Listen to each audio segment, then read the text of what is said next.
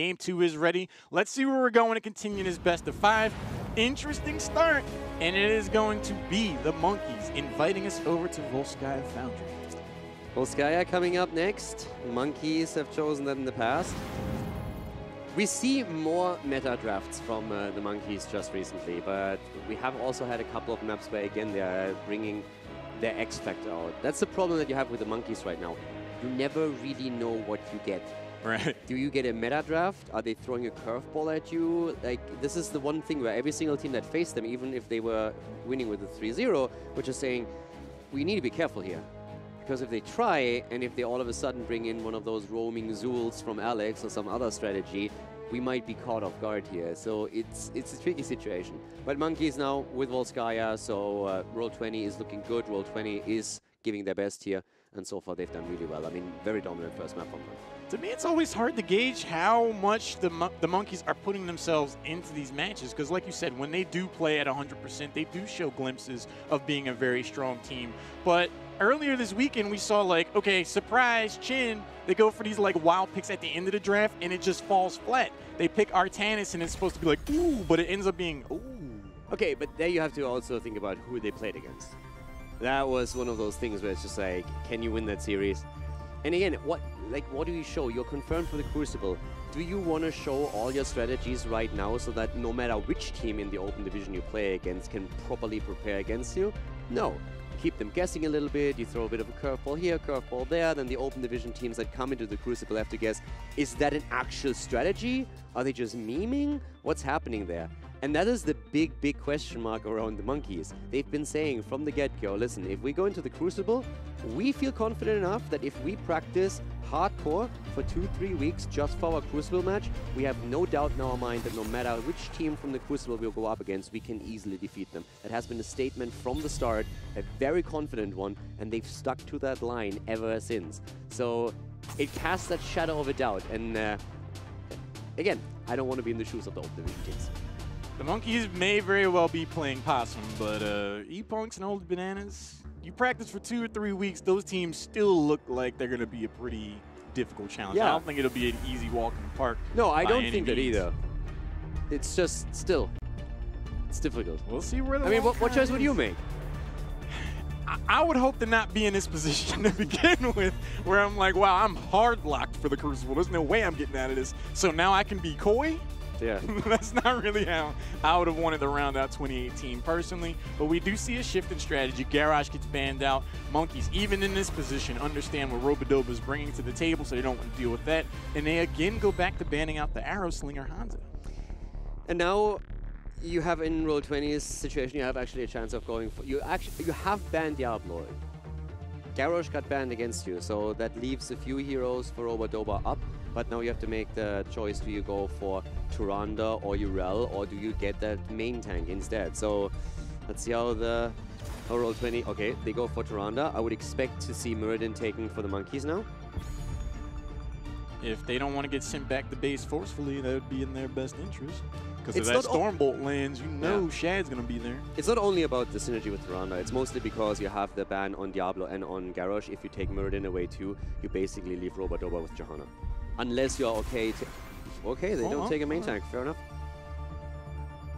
They opt not to go for... They prioritize the solo lane, but they opt not to go for Urel. Last game, it did keep Alex alive in a few instances.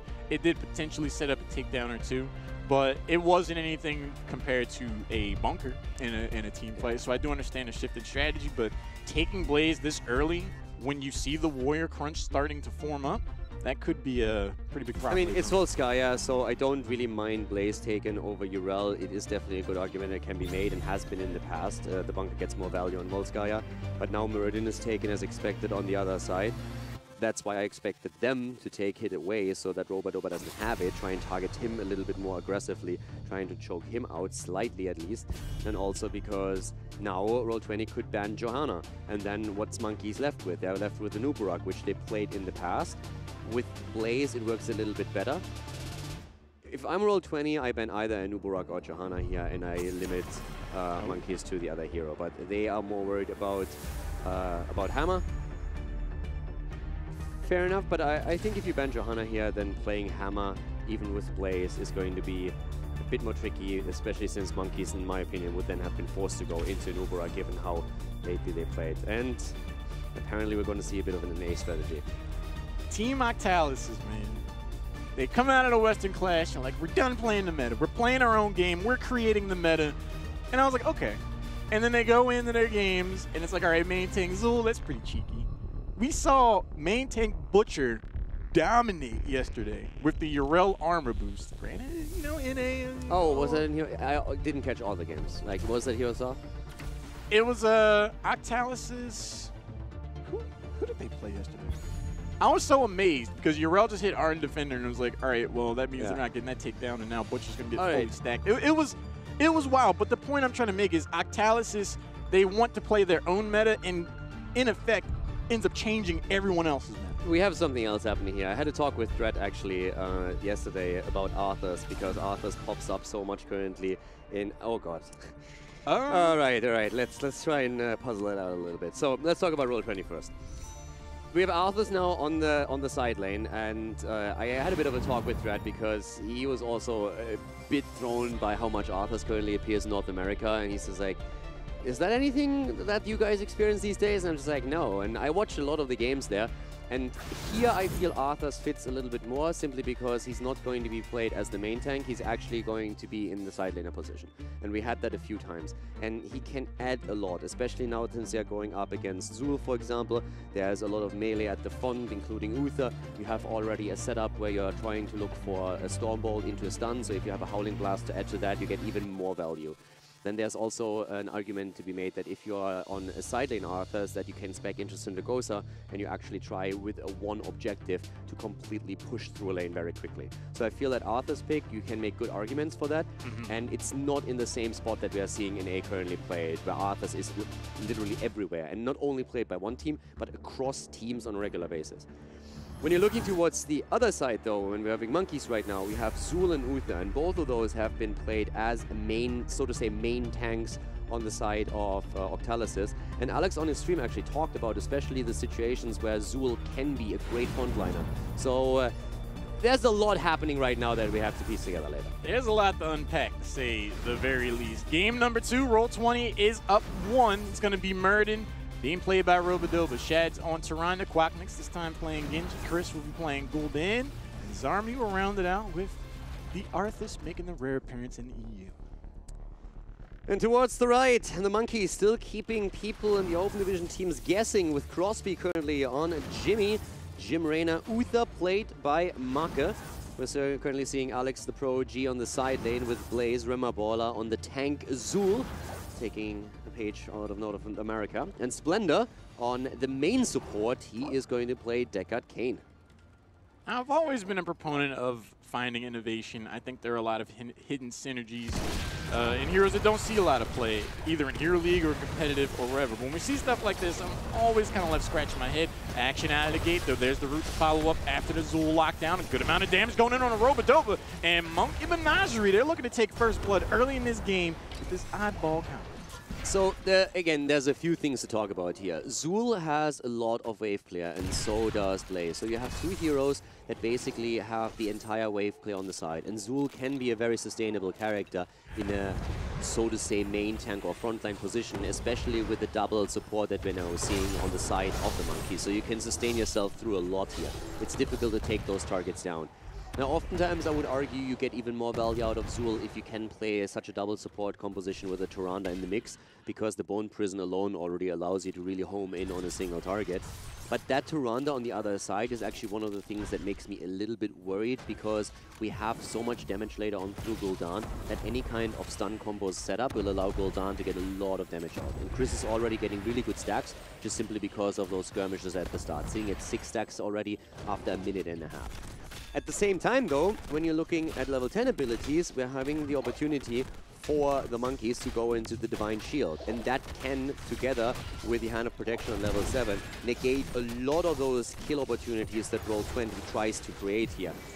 There is a lot of CC for the monkeys too, around Zul, around Uther, Deckard Cain, and Blaze. So we could even see a Divine Storm if you're trying to even lock down a target like Genji harder when he goes in the backline. So there's a lot of aspects to this, where especially from Roll20's perspective, the question is, how experienced are you playing against that? And how calm and coordinated can you stay against it if you haven't really faced it in scrims? I imagine they haven't faced it too often. That would be my guess. Monkey Menagerie, just by merits of having the double support alone, makes me worried for Roll20 should these team fights over the Protector run long. Right now, solo Tyrande is very feasible, not only from an offensive standpoint, but in terms of overall sustain. But Deckard Cain plus Uther and the armor that Uther passes on, it's going to be that much more difficult for Roll20 to get a takedown, and if they don't, how much longer can they stick around? Now, I can tell you for sure that European players watch other regions, and they look at what's being played, and they're discussing heavily, okay, is this something that we feel is strong? And if they feel that there is an argument to be made for a composition, they will try that in scrims. So regularly seeing Zul being played in such a position, or these double support comms on Uther, that is going to spark discussion about amongst the European players. It's actually something that I criticized other regions for in the past, that they don't look beyond their own borders to see what other regions do and try to see, okay, does that fit in our style? Do we have to adapt something here or not? But this is definitely something that Roll20 has at least theorized about, okay, how would we face that? How would we play against it? And is it maybe something that maybe ourselves want to play? But I mean, all in that doesn't really matter now. This is how you act in that situation, and so far, first objective is in favor of the monkeys. Yeah, we're past theory at this point. Nice two-person root goes in. There's Luna Flare as a response. Minus 15 armor. Rimmer Baller is going to be able to back away. Alex the Pro G throwing down oil, looking for the potential jet propulsion. The knockback from Crosby keeps Robodoba at bay. 90% and rising. So far, Caldor, it looks like Roll20, they are not able to find serious inroads into these team fights. Monkeys have insane sustain. Through the double support alone, you have a fantastic sustain, and then you also put Blaze on top of that together with Zul now. And I mean, we haven't really talked about the build yet, but Zul at this point went into the Grim Scythe on level 4. So the cooldown reduction, super important, and more important than anything else, the Harvest Vitality here. And this is really one of those big deals, because in this particular setup, the Harvest Vitality gets a lot of value since there's so many heroes that stack on the objective. So you have self-sustain on Blaze, on Zul, and on top of that, a double support behind them. If the whole objective centers around you holding an area, that's a composition that is tough to break through. And it's going to buy more than enough time for Raynor to get entire value. Zul is going to be taken down, though, off screen. Drop those sides down in the bot lane. Zarmian quacking his curling evil mustaches as a result. But Roll20, they still find themselves in something of a rough position. The well was taken down by the first Protector. Normally, that's the huge goal. That's what you're looking for when you get this. Yeah, preparing for the second objective. That's what you're trying to do here. Roll20's composition becomes more dangerous once that Gul'dan is hitting his power spikes and is getting more stacks. He's sitting at 16 for his Echo Corruption on level 1. Once that completed, and especially then later on 16 with the synergy that he has, he can definitely have more of an impact. Horrify is also going to be huge against monkeys. So many heroes at the front, and you want to isolate someone and then blow them up, and that's what they're looking for. But Zarmany's in trouble because there's a lot of CC, as we said before, and he is going to have to run here, and he's trying currently to get out of this, but here come the stuns. There's the jet propulsion to follow up. Monkeys are really trying to have this conversation, and they will be able to come away with their second takedown. Shad rotated down. Once I saw Arthas kind of cut back in on the conveyor belt, I'm like, all right, that's probably going to be the difference between him making it out or not. Maybe the communication was, maybe we can turn his fight, guys. But you're just effectively slowing yourself trying to walk against the conveyor belt. That's going to allow the jet propulsion to come in, the follow-up routes, slows the lockdowns to happen. You got to make sure you're in the right spot if you want to turn the fight. Yeah, monkeys will dominate team fights at the beginning because of that sustain and all that CC. For Roll20, the level 10 abilities are highly crucial. They need to find a good Horrify and also complete Gul'dan's quest. Get the Ruinous Affliction on 16 ideally too, to drop out a lot of damage. It's still able for the double support to heal that out, but once Horrify is in, you need to find that Storm Ball, that Howling Blast, and the Tyrannus done. You need to go through the trade, make sure that the Hunter's Mark is on a target, and then blow that up. Once they do that, they have a really good chance of just breaking through the monkeys, but they need to find that initial crack in the defense. Right now, Roll20 is pretty much in a position that they could hopefully expect to be, considering what composition they're going up against with so much sustain. They're, like you said, they're very much playing for the heroics. They're playing for the Horrify. Genji's waiting for the right opportunity to dash in and get those takedowns. X-Strike will help him if he gets locked down or gets turned on. Zarmi with their heroics. The crew's looking to go in. Roll20. Lornado's going to go out. It's enough to close out the camp. But a lot of damage is going in. Robodoba starts to back away. Rimmerballer is just full health back here on his main tank Zul, and it's enough to isolate Zarmi. Zarmi is about to fall, and this is a nightmare for Roll20 now. The first one down, and again, running away is incredibly difficult for them with all the CC and all those slows. Now, once again, we're seeing Robot barely jumping out, but Chris is still in trouble. Ooh. Down goes Reyna in the back. That's something they didn't see coming here. Quack W and they're not actually going for Chris here. I expected them to try and take him down. I honestly believe that without a good Horrify, Roll20 won't be able to win a fight. In a 5 versus 5. Like, I really think that in 5 versus 5 setups, Roll20, outside of finding that Horrify kill, are not going to be able to break through the monkeys. You have a Divine Shield to go up against, a Hand of Protection for the cleanse. That's 2 tools to make sure that an insta blow up through a stun chain is not going to hit. You have a lot of self-sustain. You have a Lornado to interrupt the coordination, to a bunker to save targets. I think it's incredibly difficult, if not impossible, for Roll20 to win a 5 versus 5 fight if that Horrify does not create a kill.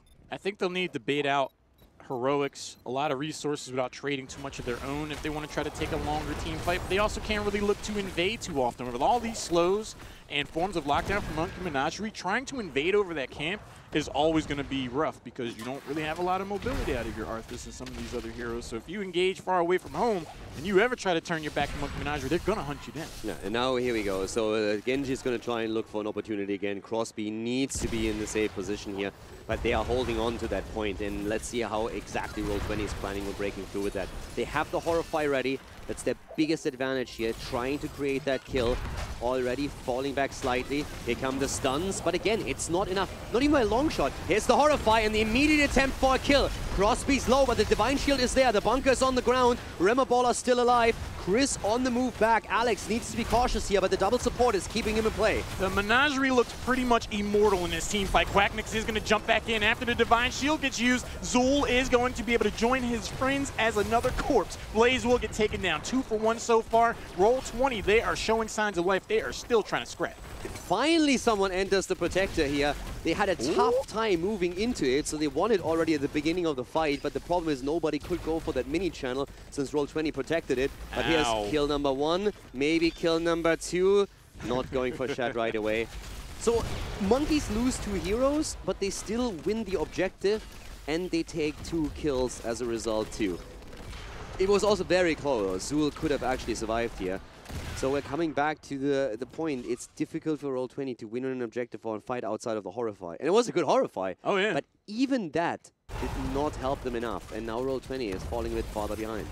In a full 5v5, the question you have to ask yourself is, if not then, when will Roll20 be able to successfully take the earlier portions of a team fight? There are so many responses to when Roll20 starts to press keys. You got Divine Shield, you got Bunker, which both netted a ton of value in that team fight. Roll20, their raw scrappiness did allow them to get 2 takedowns, but they got to come at the right time. I feel like they need to try to catch someone out in a rotation. They need to try to fight before the objective shows up and stagger out deaths, because a full 5v5 scrap, they're just not able to make a dent. And right now, with the double support, Zul also becomes more dangerous whenever Roll20 starts to clump up to confirm a kill, simply because we have the Rapid Harvest on 13. That gives you more attack speed every single time you hit a hero. So it's a full focus onto the Cursed Strike, and that, with the cooldown reduction on level 4, with the heals that you get through Harvest Vitality on 7, and then now also the attack speed increase, you have a tool that really allows you to have insane self-sustain outside of being stunned whenever your opponent clumps up. That's something that Rimmerballer is going to try and use to be a focus point during these fights. And the double support is going to keep him alive. But isolation kills would be a powerful tool for Roll20 to turn this around, and this is where the collapse onto Alex here comes into play. But thanks to the bunker, the quick bunker drop here, he's able to keep himself alive. Roll20, though, they are showing that if someone is out on their own on the Menagerie, there will be that burst, there will be that damage that comes in. They almost were able to take down Blaze. They forced out the bunker, which will be down for a moment if they want to continue to press the issue before level 16 comes around. Without that resource, with only having to deal with the Divine Shield, they could take a team fight. Yeah, suppressive fire on 13 for Blaze is another big tool against particularly Gul'dan. And Alex just wants to make sure that no one dies here. They have so much sustain already. Now the damage reduction coming in through a suppressive fire. Fantastic. Horrify is good, but is it good enough? Zarmany is already low and they're going for Arthur's. He's down, and they are trying to continue to get a few more kills. Roba-Doba with an attempt to jump away here. That was already foiled, and now they're just focusing down the Dwarf. He's not going to make it. Alex already circling around to make sure that he can intercept him whenever he jumps out. Roba, is he going to be able to walk out of this? There comes the slow. Survey says he might maybe actually be able to get away from it, but it's unlikely still. If he's got Dwarf Toss, he should. Yeah. Wow. He somehow is able to take that stroll down towards the bottom part of the map and get away. Yeah, Deckard wasn't able to get the seal completed in time. I do want to commend Crosby, though. He was able to get the knockback on Murden to deny the first Dwarf Toss that put Murden in that position to begin with. Having that kind of heads-up play in the right moment to nail that pushback from Reyna, not too shabby. I mean, things get worse for Roll20. Now you have all, like, nice stun, but yeah, not enough to get a kill here. Uh-oh. Zul is now just starting his way in. But look at what we're having right now. All of a sudden you have the amplified damage, so the Bone Prison is going to get more value. You have Benediction on level 16. As if we didn't already have enough stuns on the side of Monkeys. Now we have another one. Paint them red for even more sustain. The Juggernaut plating, the 13 Ancient Blessing, and the heals that you have there. Team fights, again, outside of the Horrify, are insanely difficult for Roll20 to win. You're looking at how this game is shaping up, and it really feels like Roll20, the onus was on them to get a dominant position in the early game. Because you look at the synergies of some of these talents that Monkey Menagerie picked up at 16, it's going to be that much more difficult. We see the Monkeys starting to charge up. The objective for the third protector of the game, Jet Propulsion, will allow Alex the Pro G to get out of there. They're like, we have all the time in the world. We don't need to take this team fight just yet. And that's the problem when you're an open division team. If you go for Roll20 to pick them, you know what you get. It might be the stronger team right now, but they're more linear in what they do. Monkeys are insanely unpredictable. They are just fresh out of the jungle, and they are just going for it. So they're wild. They're really wild. So the wild Monkeys here now trying to see if they can snack up Roll20 in that third protector. They won 2 already. Can they make the third one happen? Roll20 looking for the item game. They have the extra turret right now. They have 2 actually. Only 1 on the side of Remaballer. And Monkeys are starting to make their approach here.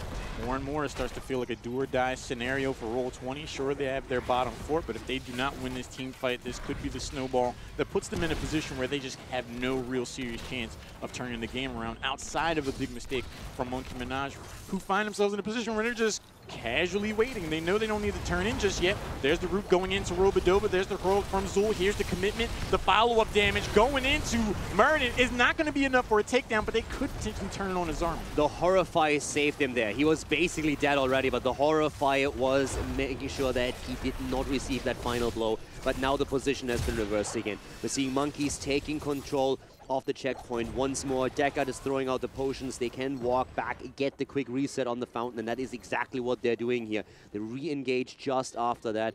Things are starting to look pretty dicey here. Very few ults are still up. One is Divine Shield, and Reyna is going to have his Banshee back to business, and here come the Monkeys. Memory's a good amount of damage. It's going to get supported by both Deckard Cain and Uther. There's a small window where Bunker's not available, but Divine Shield is going to be there. Lornado's there also. Damage goes into Alex the Pro G. There's the Lunar Flare from the backline. Splendor hanging out up front. The stuns, the roots go in, and the Dwarf goes down.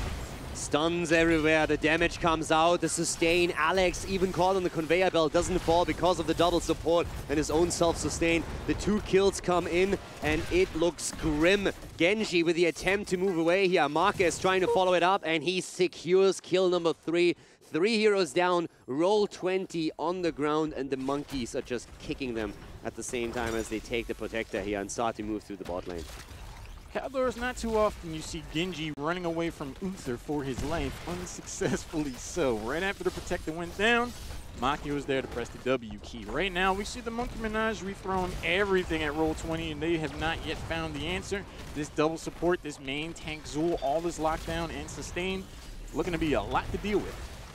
Yeah, I mean, we talked about this at the beginning of the game. Outside of a Horrify combo, where do you find your kill? And so far, Roll20 hasn't found the answer yet. They're trying to set something up with a Hunter's Mark on Tyrande, but they just can't find it. And now the Monkeys, they are done monkeying around. We had a bit of a Monka-ass moment in game number 1, but right now they're looking at this game, they're saying, boys, we got this, let's go for it. Lonado is through, but the kill against Deckard Kane. There comes the second with a reset. Jimmy is down, and with a protector on the ground, I'm not quite sure if the monkeys can pull it off, but they're gonna try. 50% on the core, down goes Zool. The protector is still in play, and that core is falling. 13% on the core, the protector is hanging on 5%, the thing breaks 2%, they finally do. They finally are able to take it down and close out game number 2. You can say, calculated by the way, but you know that they were a little bit concerned then. And they had the bunker went through, but you could. The cool thing was the immediate stuns that came out after the protector fell. Yeah. But then once the bunker is in play, it's over. The bunker damage alone does it, and then you have only one hit. Let's face it, even if you save that core on a % or 2, does that make a difference? You can't go on the other side of the map and core and counter core. That doesn't work because you have to go through the forts still. And with 1-2% on the core, your opponent can at any point just right click, move through, and take it.